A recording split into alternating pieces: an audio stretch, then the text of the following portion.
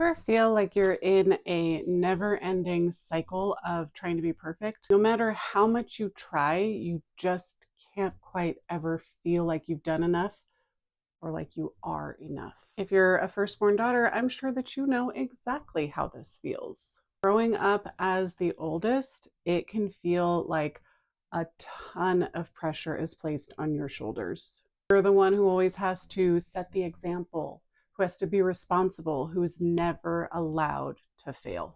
But here's the thing, somewhere along the way, that conditioning to always get it right has turned into a burden to always be perfect. And the worst part about it, and you know this, is that it doesn't just affect you. It affects your relationship with others, the way that you parent, the way that you are with your partner, the way that you are at work, the way that you are with yourself. I can say all of this to you because I know exactly how this feels. I've been in your shoes, constantly striving, constantly trying to prove myself, never quite making the mark. And even worse, never quite feeling like I am enough. It wasn't really until I started unraveling where all of those feelings came from that I learned that it has nothing to do with me being enough. It has everything to do with the standards and the expectations that I had set for myself internally due to the conditioning. The lesson that I needed to learn and that I really want to help you learn is that your worth is not connected to how much you can get done. Your worth is inherent. It just is. You don't have to earn it.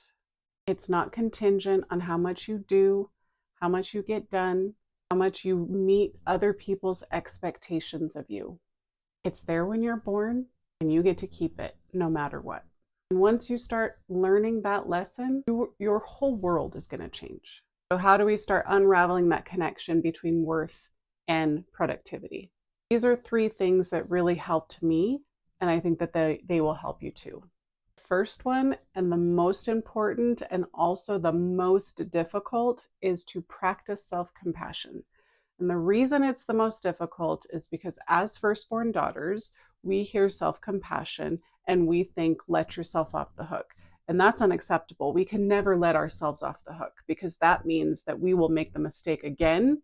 And God forbid we make the mistake again. So I want to teach you a little bit about what self-compassion is and what it isn't.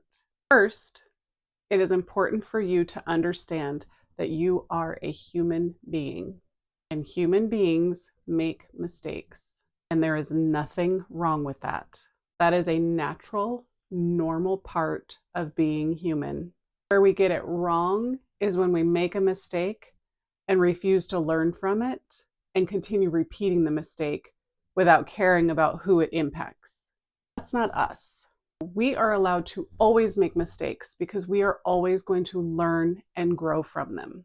Self-compassion is a method that you can use to help love and support yourself through the mistake and remind yourself that it's a natural, normal thing to do and that it takes nothing away from your worth.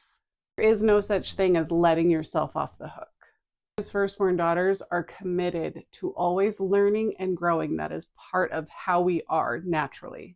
Making a mistake is always going to be a good thing because it's always going to create an opportunity to learn and to grow. Number 1, practice self-compassion, love and care and support yourself through your mistakes. 2 is set boundaries. There is nothing that you can do for somebody else to make yourself more important. If you have folks in your life who make you believe that you're only important to them if you can do things for them, set that boundary. Protect yourself and your energy. As firstborn daughters, we think it's our responsibility to take care of everyone in our lives. And I'm telling you right now, that is not true. You need to take care of yourself. Set boundaries, take care of yourself. I'm not saying that you can't help the other people in your life. I'm just saying don't do it with an expectation that it makes you important. To yourself, am I doing this to show love and care, or am I doing this to receive love and care? Number 3, redefine how you think of success. What is your definition of success? And this one might take some time because you really need to sit with it and you really need to listen to yourself and not all of your conditioning and all of the stories that swirl around inside of you about what you're supposed to be. I mean, genuinely ask yourself, what makes me feel successful and proud? And then from that, develop your own definition of success. And then start living your life by that definition. This is your life. This is your one shot. I'm a counselor and I only work with firstborn daughters who are struggling with their self-worth.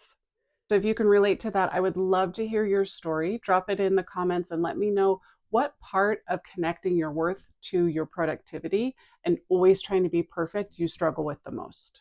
Make sure to share this video with other firstborn daughters in your life. And if you're ready to learn about self-compassion and how it can change your view of your self-worth, go ahead and hit the like button so that I know that we're in this together. You'll also be notified every time I make a new video. One last thought before I leave you, remember you are enough just the way that you are. You don't need to change or do anything differently. It is time to start believing that story, but also to start living it. Take care of yourself.